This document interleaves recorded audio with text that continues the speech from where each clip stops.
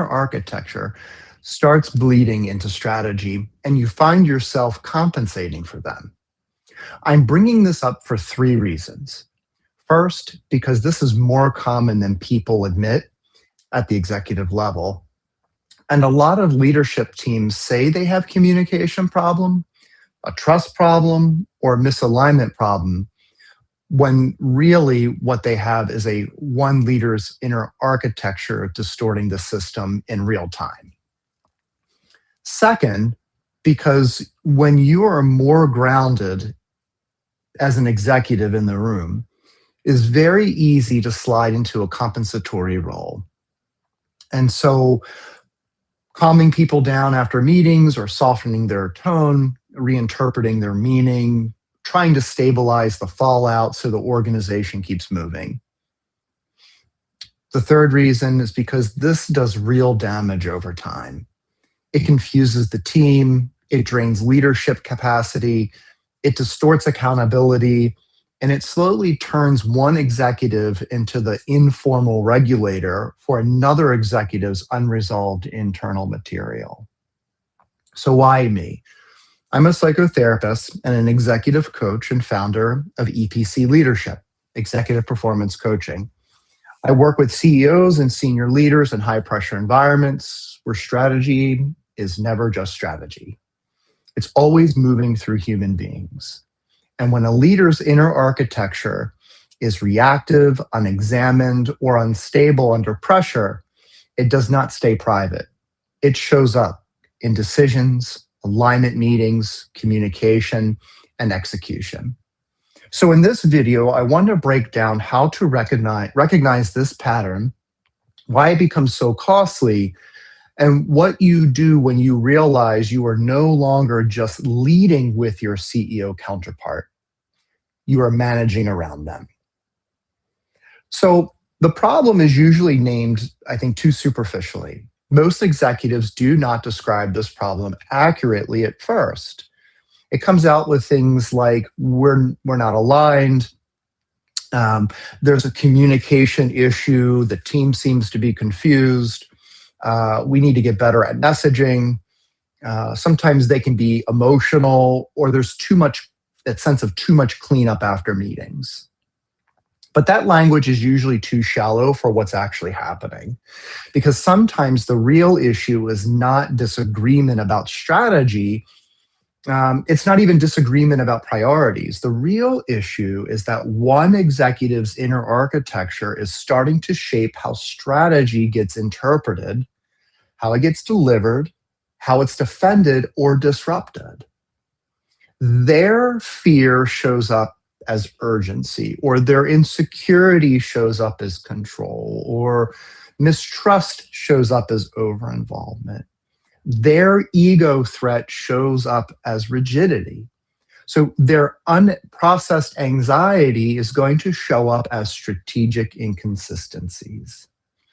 So, and if you're sitting next to them as a CEO, president, COO, or senior counterpart, you start feeling the burden of them long before anyone names it directly. You have a front row seat. You notice that meetings get weird after they speak. You notice people become hesitant or confused or reactive or guarded. And you notice that you're spending time cleaning up instead of advancing these executions. And you notice that you're no longer only working on the business, you're also working around one leader's internal instability. And so that's a real issue. So what does it look like when you start overcompensating? So this usually does not happen all at once. It creeps in. And I've seen this many times over. At first, you just help a little, right? You're like, we've known each other for so long, and this is hard for them, and I'm here and I'm explaining to other people that my counterpart is under pressure, or they didn't mean it the way that it sounded. And that feels normal, and that feels collegial, and that feels mature. But over time, your role starts changing. Now you're anticipating where they may get reactive, Now you're thinking ahead about how to protect the room from the reactions, or you're rewording things for them in real time. Uh, and now you're really translating their intent instead of being more coherent around what's actually delivered. And then you're buffering the organization from their inner architecture. And that's the shift. And so you're no longer just partnering with them, you're compensating for them. So you become their informal regulator or the translator or the calmer. And you become the one who's making the system livable after they destabilize it. And that's very important leadership moment to notice, because a lot of capable executives pride themselves on being able to hold complexity, to regulate that tension, to keep the system moving. But there's a difference between leadership containment and leadership overfunctioning. Containment helps the system to metabolize the reality, and overfunctioning is going to actually hide the reality and absorb someone else's job. And so that matters. So why does that matter? Is because the inner architecture will always enter the strategy. One of the biggest mistakes leadership teams makes is acting like strategy is purely rational. It is not. Strategy always moves through people. And people bring with them histories, schemas, fears, defenses, identity needs, status sensitivity, control issues, threat processing patterns. So if your CEO counterpart experiences challenge as disrespect, then disagreement will not stay a strategic discussion. It will become relationally charged. I've seen this a lot, especially in one more recent merger where one CEO is moving into a board position, but his counterpart, the other CEO, was having a hard time helping this person navigate their inner architecture, them having 1 foot in and 1 foot out, so to speak, in their transition to the board position. And so thinking about the counterpart, if they experience ambiguity as danger, then uncertainty will not remain something to think through. It actually becomes something they try to over control. And this has also been seen in another CEO counterpart where the individual was receiving 50 messages a day just from this CEO's counterpart and how they were reacting to the environment. And so if the person has an unexamined need to be seen, for example, as the smartest, strongest, or most indispensable person in the room, then collaboration itself can become destabilized. And so these are some of the things what I mean by inner architecture. The issue is not simply personality. The issue is that their internal operating system is influencing how organizations receive the direction. And because executives are often rewarded for output or image or presence or intelligence or force, a lot of these inner architecture issues get missed for a long time. People start to categorize them as being intense or fast moving, or they're really direct, or their standards are high, or they're visionary, or, they seem to be under pressure. And sometimes that is true. But sometimes the system is being asked to organize itself around one leader's unresolved emotional process. So this is not a personality quirk. That becomes an operating condition. So the grounding executive ends up getting trapped. And so the more psychologically grounded executive is, it's often the one who's going to be trapped in the position working with the counterpart whose inner architecture is not regulated. So this happens because they can see what's happening and they have enough maturity or emotional range and organizational awareness to feel both the strategic issue and the human dynamics around it. So they start thinking, I can contain this. I know what they really mean. I can keep the team from getting spun up. I can restore the coherence after this. And I don't want the system to fracture. I don't want to make it worse. And that all sounds very responsible. But over time, responsibility turns into compensation. And this is where good leaders can get pulled into the unhealthy roles, because now they're not just carrying their own leadership burdens, they are carrying a part of their counterparts' unprocessed burden too. And so they become the bridge between what was said and what should have been said.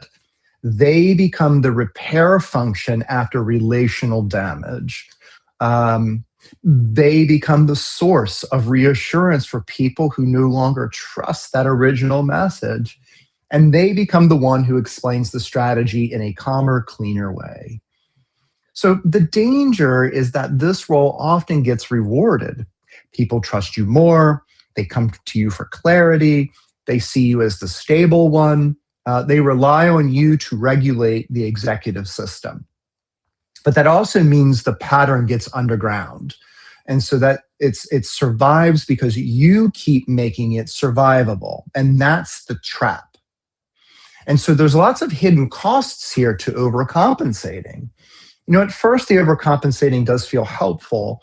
It's short term, and it often is a reduce in panic or preservation of momentum and prevents blowups. And, it can protect a team from unnecessary confusion, but the long term costs will be enormous because it hides the real problem. The organization never gets a clean read on what is actually happening because you keep buffering the impact. So the dynamic or the dysfunction looks smaller than the reality is. The second thing, I think most important, is that it's going to drain you. You're now doing emotional labor, strategic labor, interpretive labor. You're leading your function or role and also stabilizing another executive's internal spillover. I also think it's going to weaken accountability. If someone keeps creating confusion or instability or relational fallout of some kind, but you keep cleaning it up behind the scenes, the consequences do not stay attached to the source. It's also going to create a dependence because people stop listening to the first message and wait for your version of it. And so that can start coming to you. People start coming to you essentially for the real meaning. And that can become burdensome, and it can actually be a dangerous structural sign. And then it's also going to potentially distort strategy because now the strategy is not moving through a clean leadership channel. It's going to move through an activation, cleanup, transition channel. And eventually the team starts reading leadership emotionally rather than strategically. And they stop focusing on the plan and start focusing on the room. And they start asking, how bad is it? And what did that mean? And who's upset? And is this real? And are we going to wait for such and such to give us another interpretation? And so that's when strategy is going to start getting eaten up by the climate. And so again, it's going to have a trickle down effect on the organization. Because when one executive's inner architecture starts running strategy, and another executive compensates for it, the organization is going to begin to split its attention. Officially, everyone is following the plan. Unofficially, everyone is adapting to the emotional field around the plan, around the leaders. So that is a very different organization. You will start to see mixed signals and hesitation, second guessing. There's a relationship management instead of like direct execution. And people start checking tone before they really start collaborating to the content. And senior leaders are now spending too much time managing reactions instead of making decisions. So the organization looks functional, the deck's polished, the meetings are happening, obviously the strategy is being announced, but the structure, although looks align, the lived experience of the organization is different.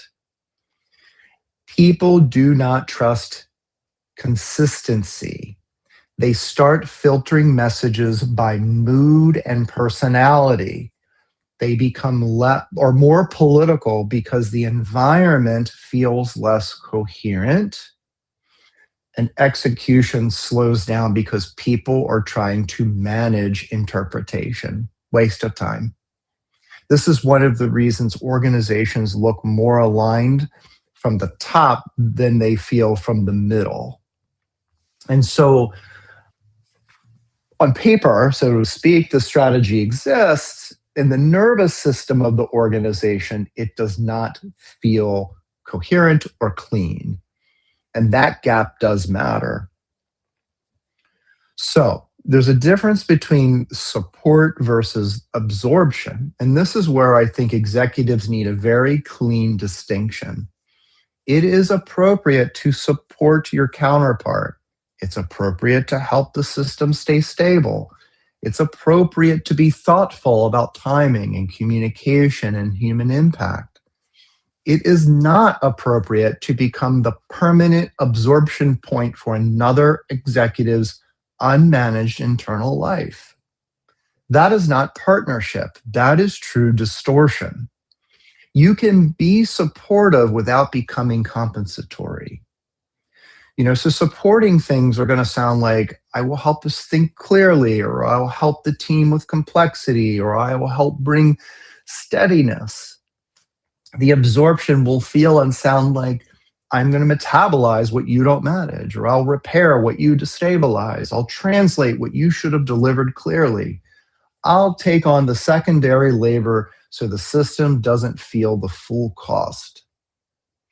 That second stance may keep things moving for a while, but it undermines long-term integrity and ultimately will affect that relationship, because the organization only works when one executive is constantly correcting the other, and then the leadership system's not actually healthy, and it's being artificially propped up.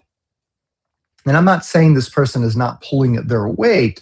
What I'm saying is that because of their inner architecture, there is this need to overcompensate for the incoherence or the mixed messages, or the inability to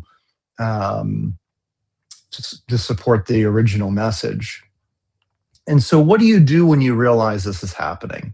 So first, you have to name it accurately to yourself. You have to be able to call it. Don't keep calling it a messaging problem if you know it's deeper than that, because you'll feel it. If the same distortions keep showing up, then the issue is not isolated communication. It's a pattern. We're looking for the patterns. And you need to see the pattern clearly before you can lead around it effectively. The second thing you want to do is separate the signal from the noise. What here is truly strategic? What here is my counterpart's inner reaction? What is real business pressure? And what is psychological pressure? What is the organization actually being asked to do? And what is being asked to emotionally accommodate? That separation is huge, because if you do not make it, you will keep trying to solve the internal turbulence with structural edits that never quite fix the problem. And then we also want to reduce invisible repair work. This does not mean becoming reckless or exposing the organization unnecessarily. It means you become more intentional about what you repair, why you repair it, and whether your repair work is actually helping the system or just protecting the pattern. And so fourth, we have to have the adult executive conversation. Not a shaming conversation, not a diagnostic takedown, and not you're the problem. Something like, I'm noticing that some of our conversations are being received through tension that is not just about the work. I'm also noticing that I'm spending a lot of time restabilizing interpretation and impact after some of these key moments, and that's becoming hard for me, even operationally an issue. And that's a very different conversation. It's a grounded, in effect, in pattern, in leadership burden, in organizational reality, because you want to protect your role integrity. You have to ask yourself, What is actually my job here? What leadership burden is mine, and what burden have I slowly taken on that is not mine? Where have I become indispensable for unhealthy reasons? That's a hard question for high capacity leaders because what often makes you effective is the same thing that makes you vulnerable to overfunctioning. And so the bigger lesson here is not just about your CEO counterpart, it's about leadership systems in general. Leaders do not just bring plans into organizations, they bring themselves. Their inner architecture becomes part of the strategic environment, and a leader cannot distinguish threat from reality. They will create noise. And if they can't regulate, they will create control patterns. And they can't metabolize change, it'll distort collaboration. A leader who cannot tolerate ambiguity will make the organization more rigid than the strategy requires. And then someone else usually pays the tax. And often it's the team or you and the culture. So this is why that matters so much, is because leadership problems are very often not just competency issues, they're integration problems. The external role looks strong, but the internal structure could be weak. And the gap between those things becomes an organizational burden. And so again, the point is not to shame them. The point is to stop disappearing inside the workload. I want to be careful here. The point is not to turn this into a character indictment of your counterpart, because every leader has an inner architecture. Every leader gets activated. Every leader has pressure points, identity, sensitivities, blind spots. This is not perfection. The issue is whether these patterns are being managed responsibly enough that they do not become a hidden force in strategy. And if they are not, the answer is not for you to disappear inside the permanent workload.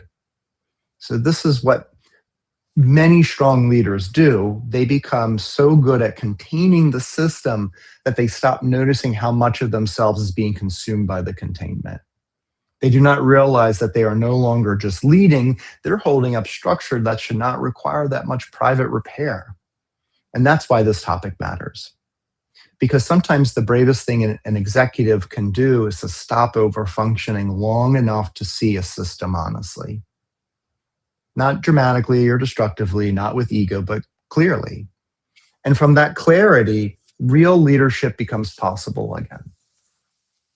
So a takeaway is when your CEO counterpart's inner architecture starts becoming out in strategy, the temptation is to compensate, to translate, to smooth, to calm, to reinterpret, keep the system feeling full. And in the short, that may look like leadership. But over time, if you keep becoming the translator or the buffer, you're no longer simply partnering. You're absorbing the burden that distorts accountability. And that's going to drain your capacity, and it's going to weaken the integrity of the leadership system. So the real work is to recognize the pattern, separate what's strategic from what's psychological, and stop disappearing in the work around the person and the lead from the clearer role.